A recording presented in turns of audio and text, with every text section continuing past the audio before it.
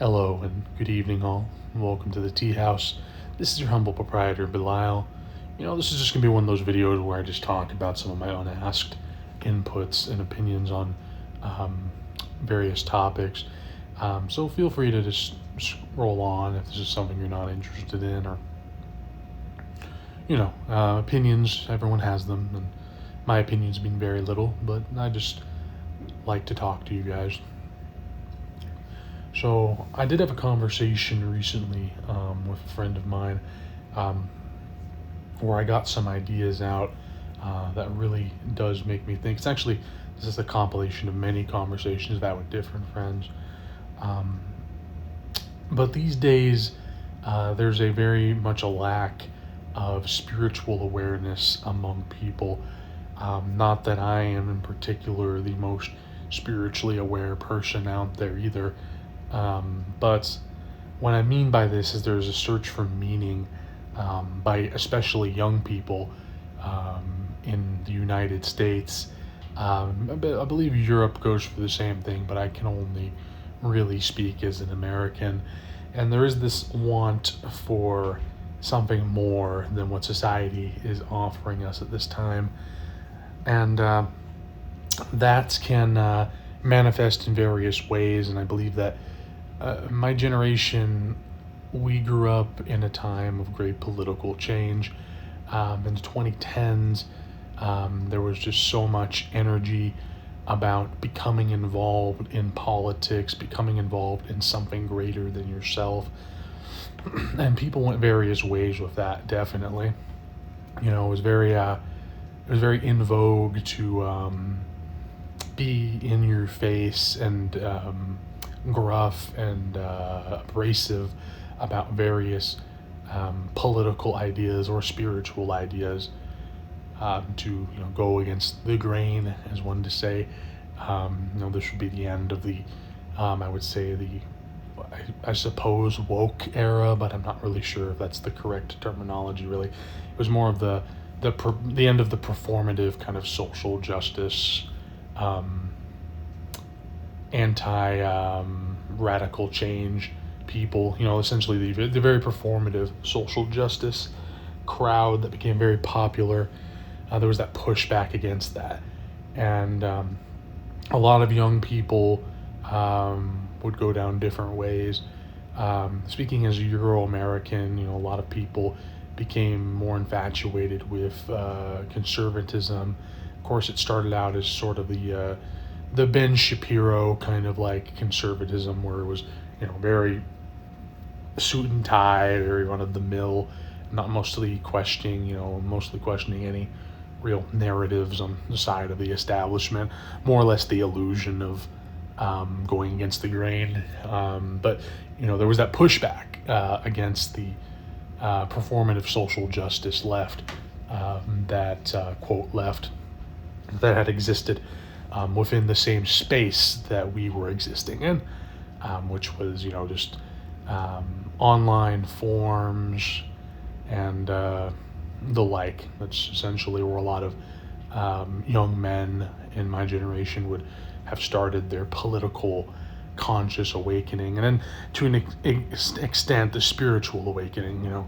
I remember vividly at the time there were so many talks of different philosophies and religious ideas or spiritual ideas.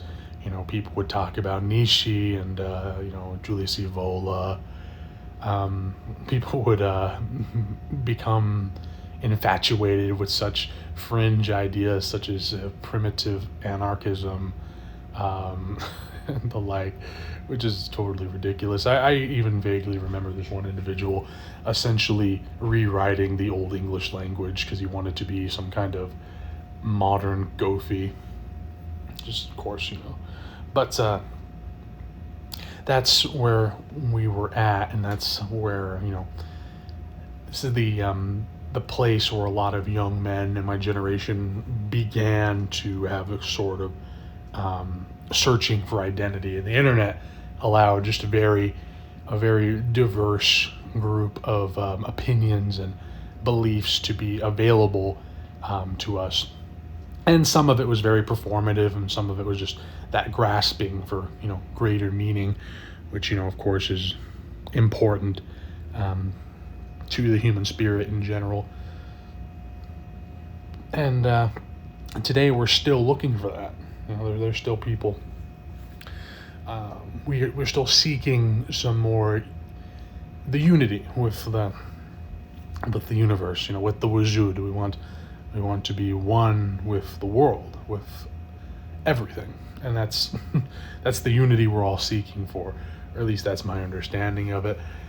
Of course, this has definitely led to some, I would say, performative action. There's definitely people who are still very performative, and we never really grew out of that performativity.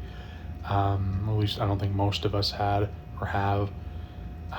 People essentially want to be seen being something, and they want to be the loudest about it. Essentially, we grew up into this world of being loud was the way to show that you were correct. People would watch, Ben Shapiro, Own the Libs, and Freedom Tunes and the like. Nobody was really the quiet man. No one was really the sit back and let's see what these people are talking about sort of experience. Even in left-wing spaces, which is not a space I really inhabited in the development of my political consciousness or conscience or whatever the wording on that. It is quite late, and I have been working for a while and just wanted to sit down and make a video. But that wasn't the space I inhabited. I inhabited a very vaguely alt-right to right-wing space during the development of some of my earlier political ideas. Of course, that was more, eventually the amount of reading that gets into that, you eventually come back around. But I credit my spirituality with mellowing out some more.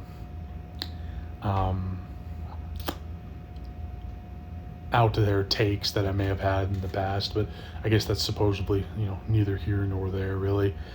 But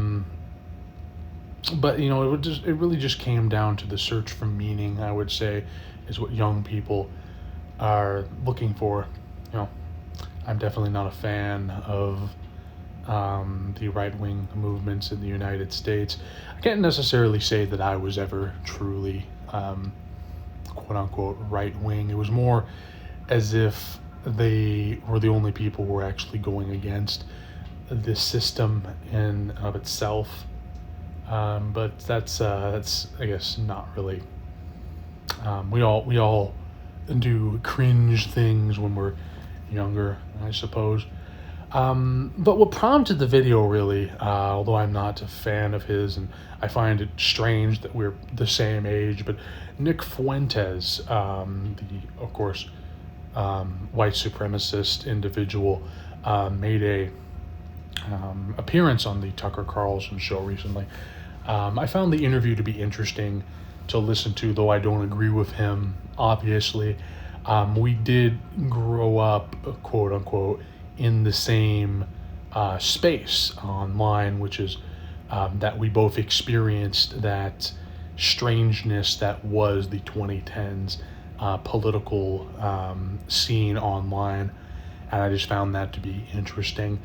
And there was that time, where, as he mentions in the interview, that people start out very mundane, very Ben Shapiro, suit and tie, right wing, and eventually they lead to embracing ideologies such as that would be similar to George Lincoln Rockwell or the American Silver Legion and the like, which was never really my forte, to be honest. I was more looking for spiritual guidance and less about politics. And I'm still very much like that. But, spirituality and politics, I believe, are interconnected. How you behave in the material world reflects your spirituality. The outward Sharia protects the inward spirituality, essentially. And of course, I don't subscribe to any of the ideas of Nick Fuentes, but it was interesting to watch him speak about this. And you can say what you want about platforming people like this, but that was something that I found to be interesting to observe. Was that we did kind of grow up in the same online space, and it just makes me think about where I am and where that individual went with his journey that was quite similar. It's quite similar, and where we all end up differently. Our generation is a generation of extremes, and we need to seek this. We need to seek a middle path. We need to seek the path that is the middle ground. We want to go one way or the other, and that's because we live in times that are interesting, times that are the time of radicals, very unstable. We saw the Great Recession and then COVID, and we see the collapse of the last remnants of traditional American life, and we wonder what is there left. And that's why we have so many young people who either subscribe to this ideology of I'm loud, so therefore I'm right, or they dehumanize their fellow man to the extent where they reduce mankind down to an identity, or they essentially reduce him down to a checklist on what kind of man are you. Like Negan says in The Walking Dead, what kind of animal are you? Or maybe that was in The Boys, actually. But the point is that we've become very extreme in our views as a generation. There's very little middle path. There's very, very little sitting back and being the quiet man and understanding what's actually being discussed, or observing what other people are talking about. Very, very lack of decorum. I've noticed there's not a lot of decorum. There's just I'm loud, so I'm right, is essentially where we've ended up as a people. And this is something that I do find concerning about what will happen in the future. And what I mean by that is how much we have changed as society. If we continue to go down this path, what is the logical conclusion of the extremism of Generation Z? Really, we're a very politically involved generation, and that's because we want there to be something better than what there is. We live essentially, people like to say, oh, America's Rome. No, America's not Rome. America's the Weimar Republic. We essentially live in a time of decline, and we grasp at straws to try to find something better. And sometimes that leads us to very dark places. But you can't necessarily, fault. You can't fault the people of the United States, especially Euro-Americans, for trying to look to their past to find something that gives them meaning. You can't fault people for that. However, I would say that people have the right not to be hated, essentially, or treated as subhuman, and that's where the critique comes from. The critique of people like Mr. Fuentes comes from, is that the very dark places that these people will take their search for meaning. But I do find it very funny and interesting that we're the same age. I suppose I am getting to that age where people in your generation start to actually be important, or well known in some regard. I don't know if he would be considered important, but he is a man on which people seem to be discussing, and suppose that does make him important in some regard. But I believe that, and I believe what to be true is that there must be an endpoint. We cannot just be seekers. Everyone's a seeker. Everyone's looking for something, but have they found anything? Tell me when they find something. I genuinely don't know where the end point of the extremism of our generation is going. I do believe there needs to be a middle path, and there needs to be this understanding and to view, to witness, and to see that everyone is a friend of God, and to treat everyone with respect. That's simply what I see, But we do live in a time of extremes, and that's the landscape upon which we grew up in, was this very explosion of ideas that was the internet and was political discourse online in the 2010s. I can't say that I'm surprised that individuals like Nick Fuentes are popular these days. I believe it would be dishonest of me to say that I'm surprised that they're popular when they are the ideas that he described to, or essentially very popular, and are very popular. I'm not surprised by it. I believe it would be dishonest to say I'm surprised by something like that. But I do believe there's a better way, and I do believe that would be the looking for the middle path, the appealing to our better angels, I would say. But I do wish him the best of luck, or people like him the best of luck in searching for what they're searching for. I just hope that we all also, get to survive the hecticness that is going to be most likely the next few years as the chickens come home to roost on this very volatile generation. But I suppose that's neither here nor there, and I'm not a soothsayer, and I cannot tell. Only the most merciful Allah subhanahu wa ta'ala knows what is. All we can do is accept al-qadar and, hope for the best, essentially. But that's just some thoughts I had randomly, and I kind of wanted to share.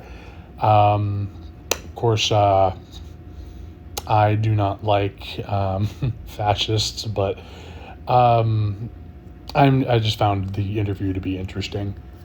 Anyways, thank you for sitting with me in the tea house. This has been your humble proprietor, Belial, and have a good evening.